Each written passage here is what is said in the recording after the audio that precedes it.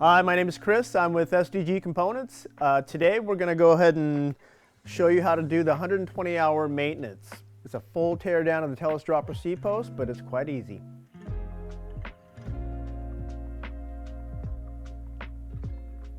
The tools you'll need are an adjustable wrench, 10 millimeter, 5 millimeter, 4 millimeter, 3 millimeter, a knife to take the keyways off, and some lube, torque wrench, strap wrench, and a piece of inner tube, as well as some degreaser.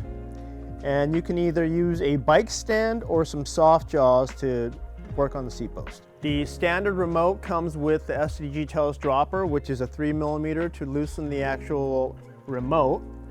And the adjustable remote that we sell aftermarket also is a 3 millimeter bolt, so you can loosen that. And that's the first thing you want to do, is loosen that. This way you can feed that cable and housing while you're pulling the seat post out, so you don't damage anything in the inside or pull on the cable unnecessarily. Seat post binder is a 4 mil on here. Before pulling the seat post out, you want to go ahead and tighten the barrel adjuster all the way in so you give it some slack. And as you're pulling the seat post out, you want to go ahead and feed this in. And then you should be able to remove the cable and housing just like that. All right, you want to go ahead and take soft jaws, and there's a scale on the back of the seat post that you want to make sure it's facing upwards.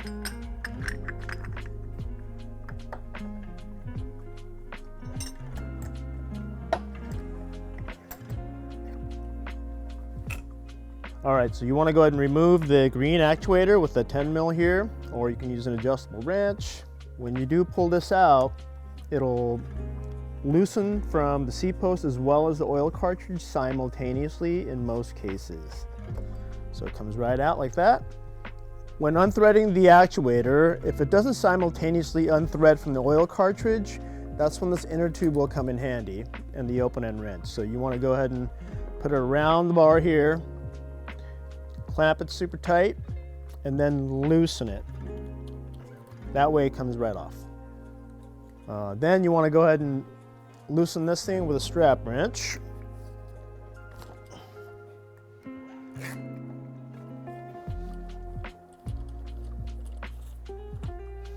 And the whole thing will just slide right out. So you want to go ahead and remove that lower bushing with the split. And you're going to take the keyways out with a blade. And then remove the IGUS bushing. And this, it's got a little lip, so it'll be a little hard to take off, but you want to just go ahead and twist it back and forth to remove the actual collar.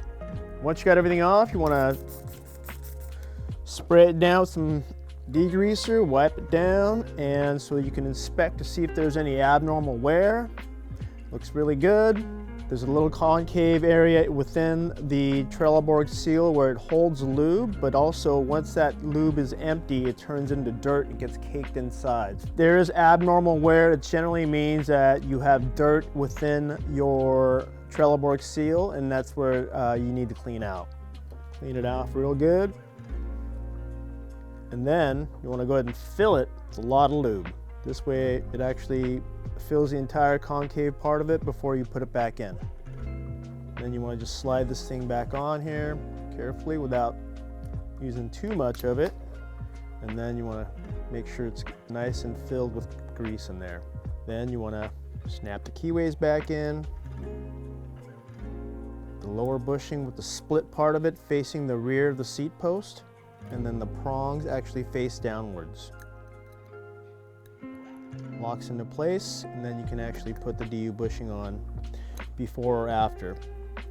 All right, so you want to take some microfiber. You can use your 10 millimeter or any sort of a screwdriver to ream this in here.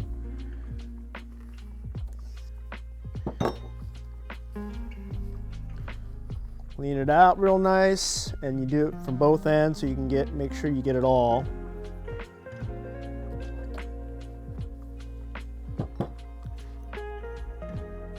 You can look in the seat tube to make sure it's clean before you lube it. And then you want to lube the left and the right side where the channels are, the keyways are going to be sliding in. And then I'm also going to make sure that the keyways have plenty of lube. I got the scale facing upwards, which means it's the back of the seat post. I want to make sure that the higher end of the cradle sits at the back.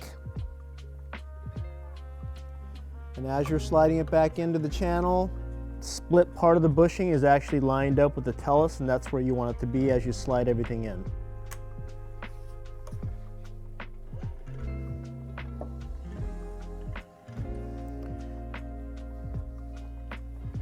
Now that it's back together, you want to go ahead and put a little bit of degreaser on the collar itself. That way you can tighten it with a strap wrench.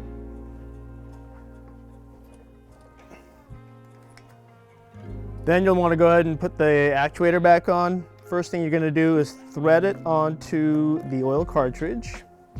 You'll go ahead and take your inner tube again and your open adjustable pliers and hold the inner rod. That way it doesn't spin on you while you're trying to tighten this. You want to make sure it's nice and snug. I'll even use my 10 mil. There we go. Then you want to go ahead and tighten it back into the seat post. Go ahead and snug this back up with a 10 millimeter, and that completes your 120-hour maintenance. As you put your seat post back in, you want to go ahead and hook it up and take a little bit of slack out with the barrel adjuster before inserting the seat post all the way in. Thank you for watching. Have a great day.